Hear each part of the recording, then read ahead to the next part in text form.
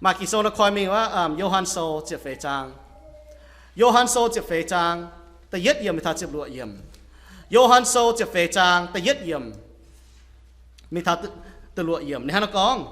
Giêsu anh con mấy tung hiếu hoàng hiếu giàu ôi sự xiên khảo thiên hung và xiên khảo yê như tiền như béo mà yếm như tòng chăm nhẹ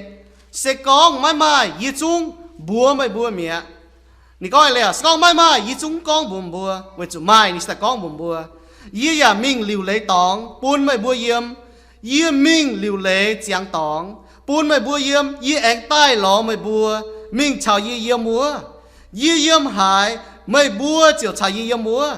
yê ỏi mình như tòng bùa tiêu cháu mai bùa ya hiu nhẹ thô mát con bùa nín chiếu à yê bùa mai hiu tu mai mình hải yê bùa hăng hải nọ hải hiu tu cháu mình Giêsu tàu yê sẽ tông mình thiên hùng với tiểu cháu phải có yê sẽ tông chiên cháu ya tông chiên lệ ya tông chiang mèng với tao chốt liu khảo yê mai hải tao hải mình tu thảo chàng tiêu vỡ hắn nó mới chọn trên tàu cầu chàng tiêu chiếu lành chỉ chiếu như em chàng tiêu chiếu như kinh sâu mình như con bùi bùa chốt liu xiên khảo chiếu như tòn chốt liu xiên khảo Giêsu Kitô mai cần tiểu cháu hai mình thảo thiên tòng ý kiến lùng đĩa chàng tiêu yêu yếm như chàng hồ yêu mai chia nhung xiên như là lùng đĩa lại tu tiêu tiểu cháu hai mình tiêu thảo thiên tòng nhé con mà hắn nó xiên mấy ta xiên ta thiên hùng phải chả tiền mai chia nhung cha như cháu bị tai buồn như buồn bị hiếu thảo bà chiếu à lãng chính mấy tòn mình như con thảo xiên khảo mấy hăng hay tu mình thì tòng ỏi mình thì tòng như miền ỏi chủ yang mình như cháu chẳng tiền mình như cháu yêu xiên thùng miền hiếu tu nhé chẳng tiền ta có bị hiếu tu hăng bị kinh chụp chúa như e chẳng tiền yên nó tạo cáo tiếng chúa suy bùa amen ý hỏi con thảo à yêu bún bùa mảng thảo muốn như mèng sẽ con thảo muốn như xét muốn như chẳng hồ dùng ba bút chiang ý chán nó bút chiang về ý kít lùng đĩa phải bút chiang về miền chín bà yêu bún bùa mảng thảo sẽ con ý hỏi muốn như cái hà lại hỏi bùa hang nó David hung tía yếm sinh dung sâu chỉ con như bà bún bùa mảng David hung tía yếm sinh dung sâu pha chỉ chúa trang ta phê yếm này hắn nó con chiếu à thô bún yê hiếu tu yê xét muốn như hỏi nhẹ David hung tía con bùa thiên hung chiếu à ni tao cao à ni có bún yê hi tu nhẹ xét muối như hỏi nhẹ phải có xét muối thảo như tòng à bùm như bà con tao nắn nặng đại mình bà mày lại con chiếu à bún yê hiu tu tiền có từ hỏi yê John xây cho hồ này yê mình như tòng này hai năm tòng bún yếm tụ chai có yê hai mình yê hai mà miền trong có xiên thùng miền à nếu John xây phải nếu nô phải nó bút tu king mai thiên tòng phải mai bút tu king tu mình phải tu nếu chóm xiên tiền Giêsu con mai nọ y chúng con bùa bà y mình do bền tòng bùn bùa nó là nông như tàu cáo David hung tí hắn nó tàu cáo chứ bùn y hiu tụi con xét mùi y ở mình như tòng bùa yào chủ hắn nó chứ bùn y hiu tụi xét mùi như tòng này yên dùng là chia như bùn bùa như bùa chả hồ bùa cho cháu mình hay đâu hắn chỉ ta nó lại bài bùa mai chia tao mình chia năm tòng mà để mình đi buông mà để mình chia buông mà để mình chia năm tòng bùa cho cháu mình hay năm tòng yên bùa như mèng xây chàng này bùa cho cháu ta đom bùa con bùa tại bùa chàng nọ bùa hít con bùa mình hay năm tòng bùa mình bùa chàng cái tòng bùa hít này mẹ mình bùa chàng cái tòng bùa cho yang hết tiêu cháu chỉ ta nói lại bài yên bùa cho mình đi yên bùa mình đi mình hay năm tòng mình màng yên nó mình tia bùa béo này mình yếm năm tòng này nọ yên bùa hít tòng yên bùa mình cái tòng mẹ hắn nói yên bùa cho yang hết tiêu cháu mình sẽ có soi pin mà yang hết tiêu cháu bàn tại mình tu thảo nhé mình sẽ mình đi cho yang tiêu cháu mìnhมันติดเจ้ามิงฮะแต่ชนติดเจ้าสายมิงติดเถาหังนั่นแหละปุ่นบัวหมางเถาต่อแต่ก็บัวชวดเจ้ามิงหายไฟบุญเย่แมงนะต่อแต่เป๊ะเถาเจ้าเนี่ยแมงไฟเสจางนะหังเนาะหังเจ้าบุญยังเนาะบัวจะฮิตตุตองบัวมิงอาจจะยังให้ติดเจ้ามิงบัวเสียทุ่งเมียบัวที่ตุก็บัวจะมีถิ่นตองมีถิ่นตองบัวจะหันเอามิงชวดเจ้ามีหันเอาตองบัวจะบัวมิงหัวไฟมีหันเอาตองป่าบัวที่ก็ยี่มีหันเอาตองยี่จะยังให้ติดเจ้ามิงมันจะก็ให้ติดเจ้าสวยเป็นมายังมันแต่มิงติดเท้าเนี่ยยิ้มให้ตู้บัวเต้ามิงอุดีมิงดีเบเอเรียตองเนื้อบัวยังฝาเจียปง bữa yang chỉ thì cháu mình yang thì cháu mà mình tôi tháo ấy lọแต่mình pung bà tháo hát thì cháu coi mình tôi như lọ y quang chuẩn nhiều miền chăm cỏ ở mình chỉ tòng như lọ bà yang hát thì cháu mình tôi tháo như lọ mình hay nắm tòng tại tổ nắm tòng lọ y cha hỏi này nó bữa hăng nó nhỉ bữa màng ở bữa bịa chia mình y bữa là nom Tuesday y bữa chung chúng tổ miền cặp chúng ta chiêu thông cha lang tàu cáo chọn cho con chỉ nhungแต่ป้าโนยจ้างห้อยตาวเก่าวุ้นจุดห้อยในวิชลางป่าเลยเนาะจุดป้าชลางป่าไฟเลยเนาะก็ถัดจุดปางเจ้าป่านะยี่เว้ยเหยียดหางมีเหยียดหางเนาะอย่าจุ้งจ่อจะเปลี่ยนเหยียดหางยี่ชาวเจียนน่ะจะจำมีเงี้ยน้องชื่อเลยมีเหยียดหางเปลี่ยนเชี่ยมีเนาะจ่อยยี่เชี่ยให้ตาจ่อยเจ้ามาตามีแต่เย็ดอ๋อเนี้ยเชี่ยตาหนักกาบัวมีให้น้องตองเหยียดหางนิ้นมีอ่ะนิ้นตองไว้จุดป้าน่ะยี่เว้ยเนี้ยจะชี้เหยียดเดียวมาแต่ก็อ๋อมีว่าหยุ่งมีที่แมงน้องตองเหยียดmình có thảo đam cháu nó tòng này, yêu con nhện này hàng ngồi mình cái nắm tòng, bây giờ yêu chẳng yêu lao hả, chăm hiangแต่yêu hít có, biệt chia mình chơi chúa, con tình mình style mình, yếm hít tụm bùa vào, yếm là yếm ỏi mình đó coi nếu chỉ chia mình, bé hiu lọ biệt chia mình tua, coi nếu chỉ mình ăn tao quả hiu ỏi gì nó coi gì ỏi mình nó tòng coi mình yếm ỏi, yếm là mình là yếm biệt chia mình nó có, yếm mình mái hay nhung, yếm mái quá nhỏ, yếm phút mẹ nó yếm ham thảo yếm nải nắm tòng. Nếu mà giờ chúng mình lo tiền lùi xíu, giờ mơ về này giờ ham nó tòng. Nếu chúng có giờ chúng mình tăng mò, giờ chúng ham thằng ô chúng nó giờ kể giờ mình thằng nó, giờ chúng mai nhỏ cái ha, giờ chúng mai lo lùi xíu đàng, giờ ham chỉnh cái tòng liền, giờ mình nắm tòng. Để yang tiếp cháu. Nó sẽ xoay biển mình nếu tài, ta tổ tao chỉ bị chết suốt, yếm ở hàng nó. Bữa nhà mẹ cũng bảo ta hàng nó, bữa sáng chung miền, bữa chỉ hiếu thứ nắm tòng mình. Nếu bữa nó, có bữa nhà mèn nó chuyện như vậy nó có, bữa nhà mèn kinh mai chiên ấy lấy, sẽ có bữa hiếu tu hai năm tòng bữa mình, ta có nó tòng bữa mình hả, bữa hiếu tu có bữa hang hà nó mình, hai năm tòng bữa mình, bữa hang hà nó tòng, bữa hang hà nó mình, yếm nái à, Johann sốจะเฟจางนาย Johann sốจะเฟจางแต่ยึดยำไม่เท่าตัวยำนะอ่ะเยซูบัวมิงห้าน้ำตองมิงจังเตียนเปียวmình chẳng tí béo miền bùa cho hắn nó mình chuột liu yang nên cháu chuột liu xiên khảo nên mãi cần tiếp cháu nó là cháu này cần tôi tệ có ý cháu hoa bữa xiên như cháu mình chẳng bữa hai mình thả đau bảo bố con mà mình hay đau đã tổ ta thiên hùng con mà xiên ha nó xiên đã tổ ta thiên hùng xiên ha nhung đã tổ ta thiên hùng ý hoi ở bữa mảng chuột tài nấu khảo nếu có chuyện gọng bêu chuyện cháu như cái chuyện gọng bêu đồ đống gọng đau chuyện ở chiêu thông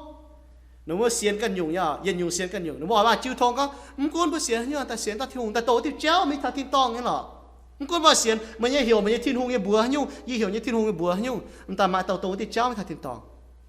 Bởi Giêsu sẽ giáo hằng nó, bữa xiên Giêsu sẽ nó giáo à.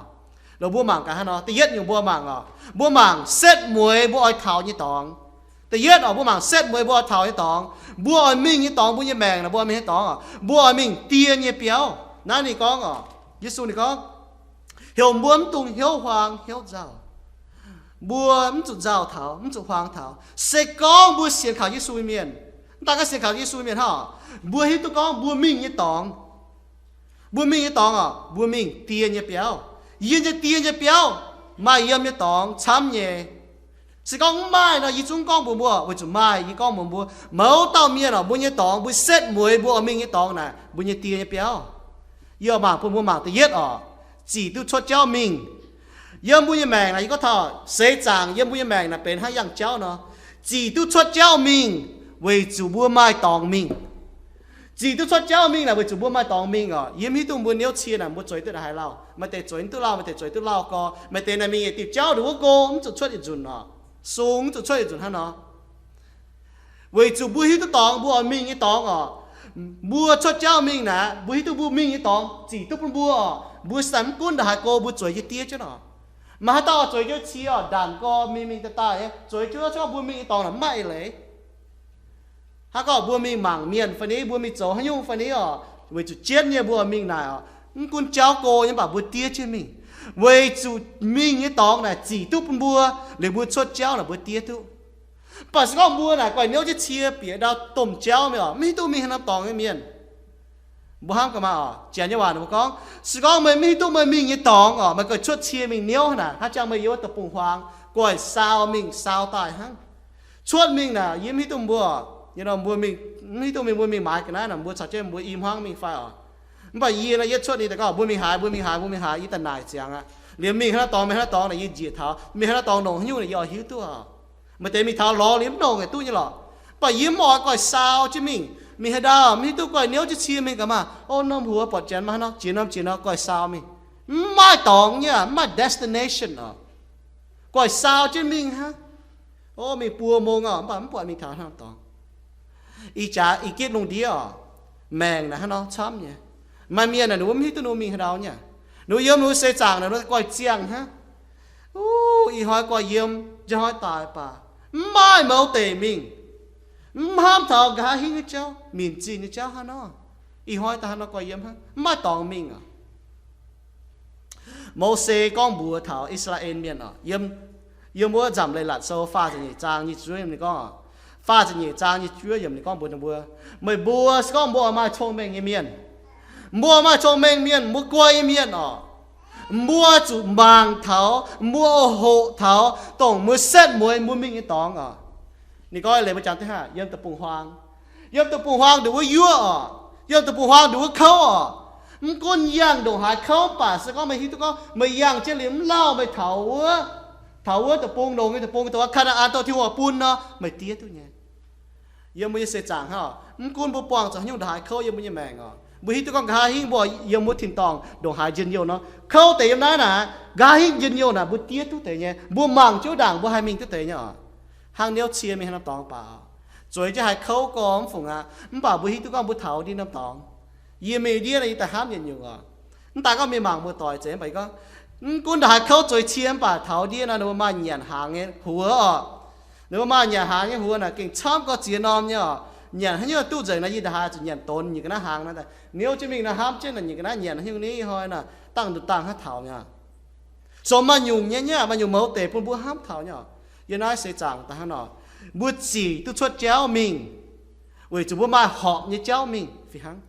chàng bữa chỉ tu xuất cháu mình vì chủ bữa mai tòng mìnhแต่nhẹ nhỏ bữa chỉ tu xuất cháu mình vì chủ bữa mai họp như cháu mình yếm hết tụm mua tòng cho cháu phải sẽ to nó yếm hết tụ phải chẳng to nó mà tên là nó tòng cháu nó muốn mọi nải nếu nải là nhẹ nó ta coi sao chứ mình cha cô yếm nó yếm hổ tôi yên nhiều所以hết tụ yếm đảng hết tụ cháu này là chốt nải chén nó nhẹ ta có nải chén hả yếm hết tụ yếm tòng tên là yếm tàu ga mọi cha mình sao tặng là hai ló tụ bọt nhưng bây giờ sao chứ mình cháu mình tiêu mà mình tiêu yếm mấy cô tụ bùng nó không hề có bùng bùng bị héo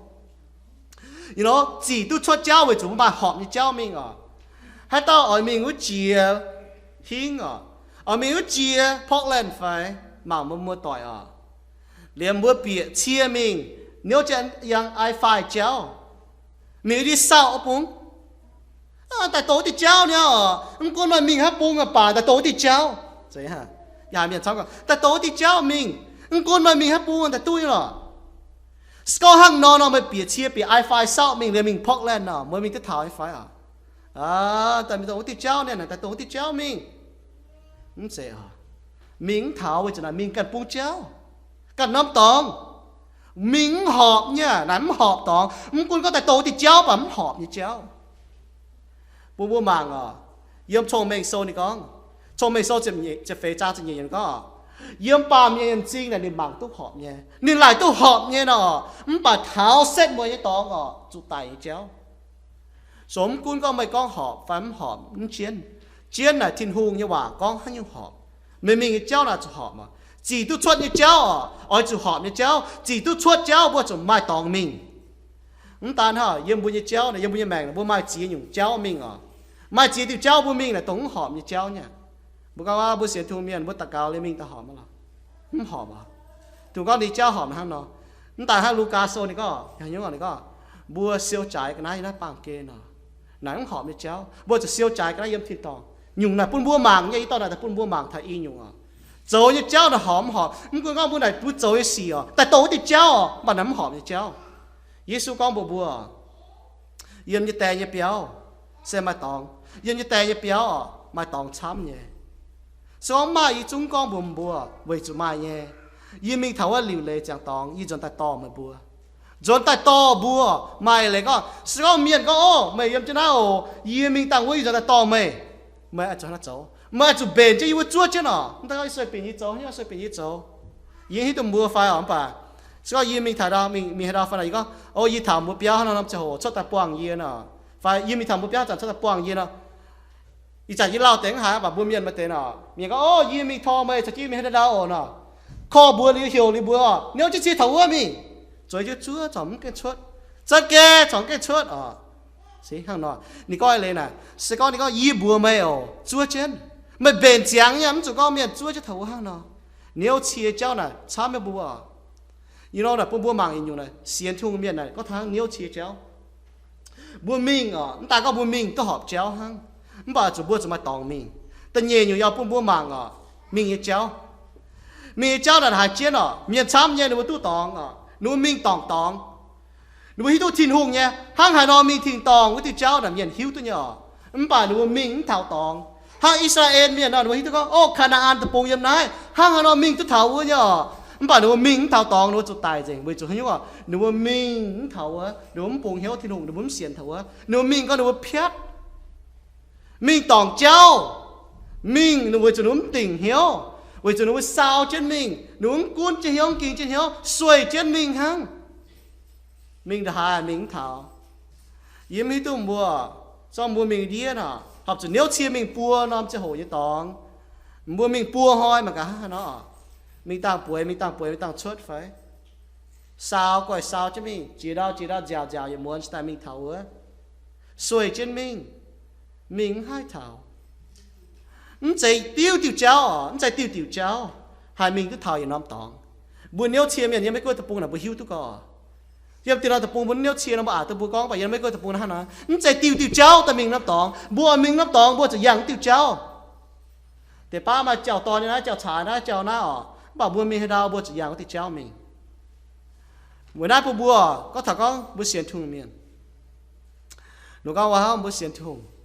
บัวแต่เสียนทุ่งตลอดyên hại âm hoàng chứ có hạiเลยhả ta tổ ta thiên hùng nữa hả có xiên hiu ta tổ ta thiên hùng rồi chỉ có buồn nản sẽ tiêu cháu ta mình thảo năm tòng ta hăng nếu chia nó bùa mà té mà mình có cháu phải xiên tôi lồng tôi rồi chỉ có buồn bùa xiên lồng mà ta hăng chia nó cuốn mà hay nếu chia nếu tôi lồng có bảo mà mình Portland bảo mà nếu chỉ i5 sao ta tổ cháu nếu tôi chia nông co bấm chế mình năm tòng vậy nãy bữa xem thông miên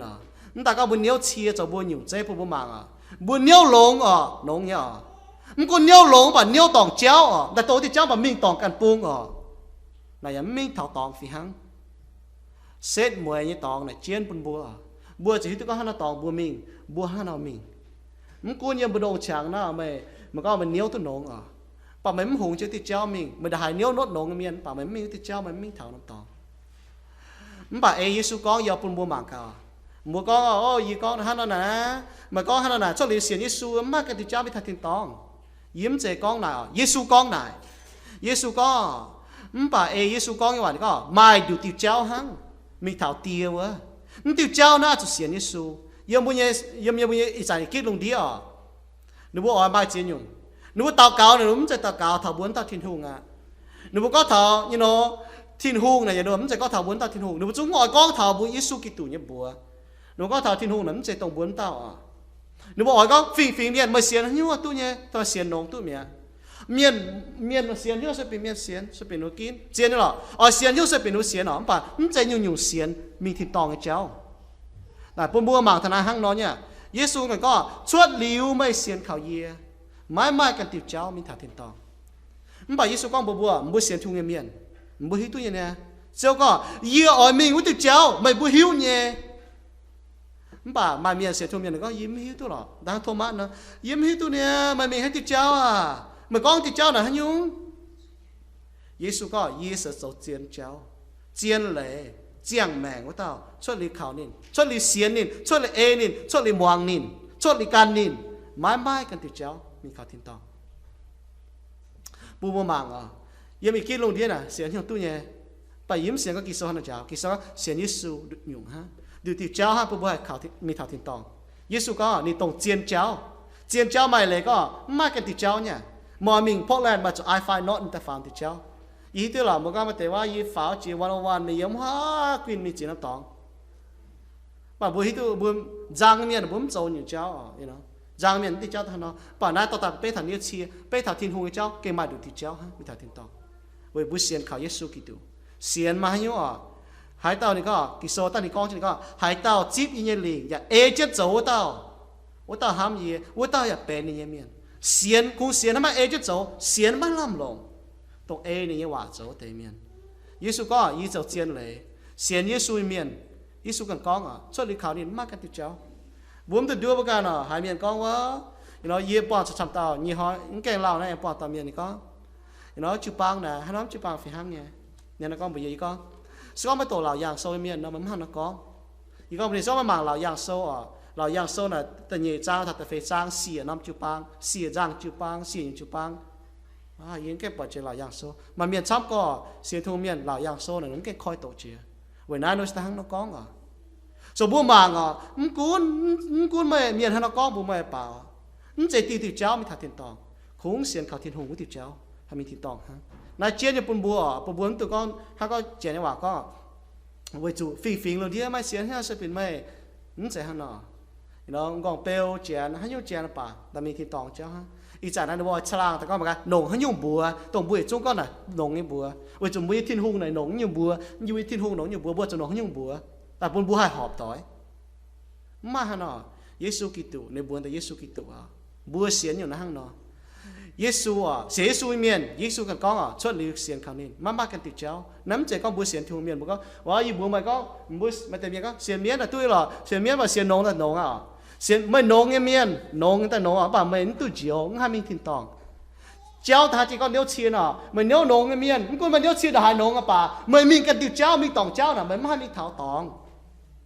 vậy nãy bữa xiên thường miền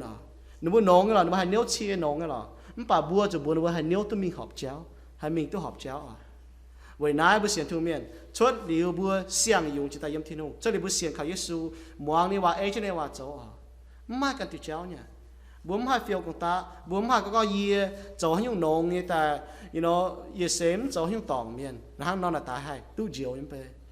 bữa chai thảo nhỉ bữa xiên thương miền bữa hai buông tỉnh hiếu bữa xiên thương miền bữa cổ bữa ta có tôi gì cái tôi mình phán tôi mình số kỳ số này có số mai chúng con của mày sau buổi xiên Giêsu buổi xiên nàyว่านี่ก็ไม่ตองนี่มีจังเป็นจังตองปุ่นบัวจวนตัวหรอให้ยินหนากันบัวมา